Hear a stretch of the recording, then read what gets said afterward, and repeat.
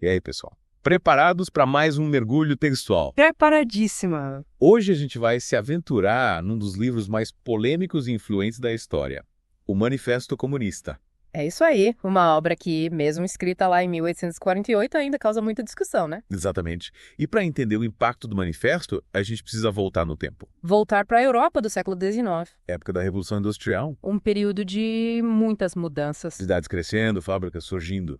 Mas e as condições de trabalho da galera? As condições de trabalho, meu amigo, eram bem precárias, difícil de imaginar hoje em dia. Totalmente diferente da promessa de liberdade, igualdade e fraternidade da Revolução Francesa, né? É verdade, a realidade nas fábricas era bem diferente. E essa hipocrisia, essa disparidade social. Foram um combustível para a crítica de Marx e Engels no manifesto. Falando neles, quem eram esses caras? Karl Marx e Friedrich Engels. Duas figuras fascinantes. Tipo, qual era deles? Intelectuais revoltados ou só filhinhos de papai querendo defender a classe operária? Olha, a história deles é bem interessante. Marx era um teórico brilhante com a cabeça nas nuvens. Engels era mais pé no chão.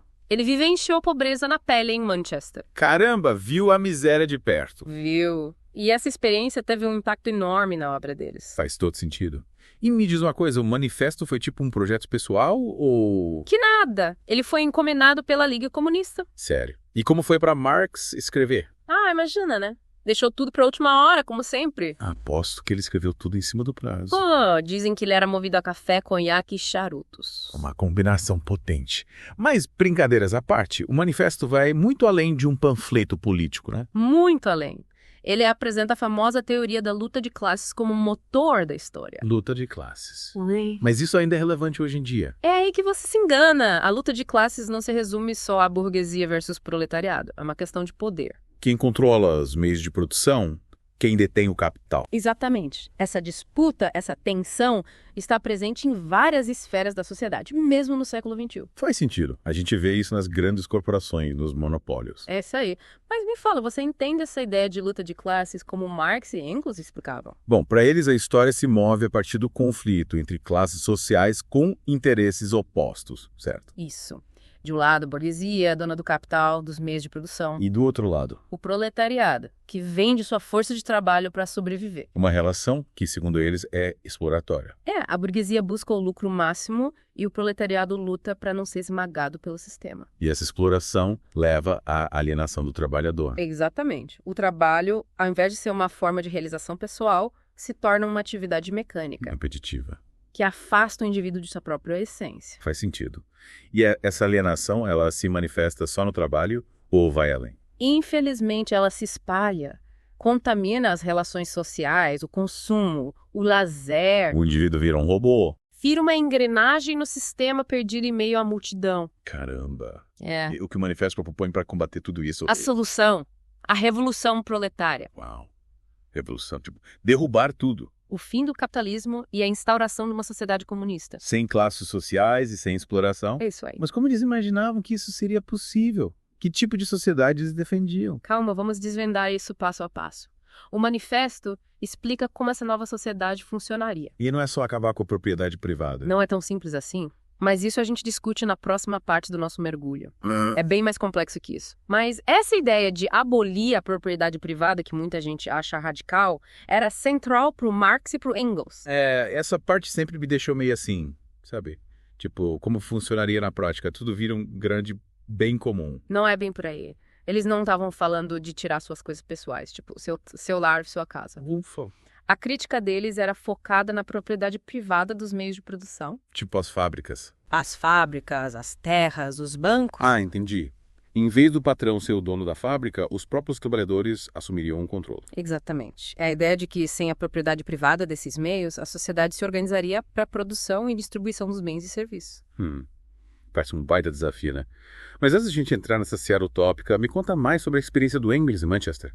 Como era a vida nessas cidades industriais? Só diga uma coisa. Prepare o estômago. Que horror.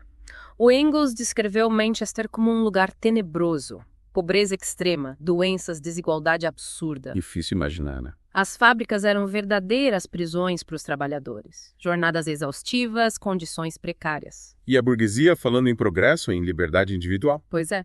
Enquanto a burguesia acumulava riqueza, o proletariado sofria as consequências da Revolução Industrial. Prosperidade para uns, migalhas para outros, né? Mas além da abolição da propriedade privada, o que mais o manifesto propunha? O manifesto era um verdadeiro guia para a revolução. Tinha várias medidas radicais, tipo centralizar o crédito nas mãos do Estado. Fim da herança, educação pública e gratuita para todos. Uma mudança completa de sistema, né? Mas e aí, qual foi o impacto real do manifesto na época? Causou a revolução que o Marx e o Engels tanto queriam? Na real, a repercussão inicial foi bem pequena. Sério? O manifesto só bombou décadas depois, quando os movimentos socialistas começaram a ganhar força na Europa. Quer dizer que o Marx e o Engels não viram suas ideias se espalharem pelo mundo. Infelizmente não, mas o legado deles é inegável. O manifesto virou a bíblia do movimento comunista, inspirou revoluções e reformas em vários países. Revoluções como a russa e a chinesa, por exemplo. Isso aí. Mas é claro que esses regimes também tiveram seus problemas, né? Cometeram muitas atrocidades. E será que isso já estava previsto no manifesto? Tipo um manual para a ditadura? É uma questão bem complexa. O manifesto defende a tomada do poder pelo proletariado, mas não entra em detalhes de como essa transição aconteceria. Aí é que mora o perigo, né?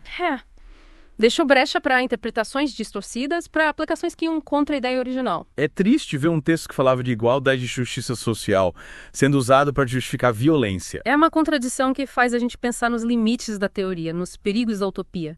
Mas a gente não pode culpar o manifesto pelos erros que fizeram em nome do comunismo. Concordo. Mas me diz, depois de tanto tempo, o manifesto ainda tem algo a nos dizer. É relevante no mundo de hoje. Com certeza. Ele nos convida a questionar o capitalismo, a refletir sobre as relações de trabalho, a desigualdade. Poxa, são temas que continuam super atuais, né? Sim. A análise do Marx e do Engels, por mais radical que seja, ajuda a gente a enxergar as contradições do sistema. É verdade. A gente vê a desigualdade aumentando, a exploração do trabalho em países em desenvolvimento, a influência das grandes corporações. Exatamente. São questões que ecoam as críticas do manifesto. E aí fica a pergunta: se as críticas continuam válidas, as soluções também se aplicam ao mundo de hoje? Boa pergunta. Uma pergunta que talvez nem o próprio Marx e Engels soubessem responder.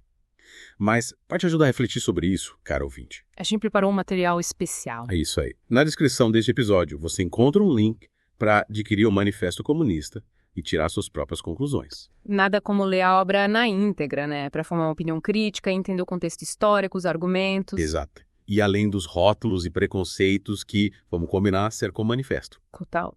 E olha, mesmo que você discorde das ideias deles, a leitura é um exercício e tanto. Te faz repensar conceitos, questionar o status quo, sabe? Sair da zona de conforto. Te dá aquele desconforto intelectual que, no fundo, a gente adora. Com certeza. É uma obra que provoca, incomoda, nos obriga a encarar as contradições do mundo, e isso é fundamental para qualquer pessoa que quer entender a história, transformar a realidade. Falando em transformar a realidade, uma coisa que sempre me chama a atenção no manifesto é a crítica ao capitalismo. Mas será que ele não evoluiu de lá para cá? E será que as críticas ainda se aplicam ao mundo globalizado? Olha, essa é a grande questão, né? De um lado, a gente vê avanços em direitos trabalhistas, em distribuição de renda, conscientização social.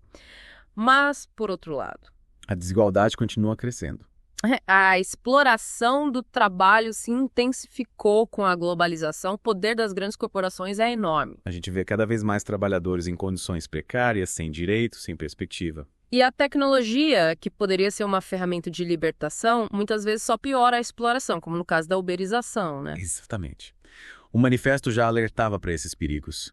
A concentração de capital, a exploração desenfreada, a alienação do indivíduo. Esses problemas não desapareceram, só se transformaram, se adaptaram ao novo contexto. Então quer dizer que o manifesto continua sendo uma ferramenta importante para analisar o mundo em que vivemos. Com certeza. Ele nos dá as lentes certas para enxergar as relações de poder, as contradições do capitalismo, as formas de exploração que muitas vezes passam despercebidas no dia a dia. E nos convida a lutar por um mundo mais justo, mais igualitário. Exatamente.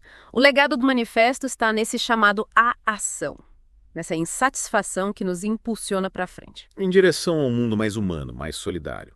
E para você que se interessou por essa obra e quer se aprofundar no tema. O link para adquirir o Manifesto Comunista está na descrição deste episódio de Odisseia Textual. Até a próxima!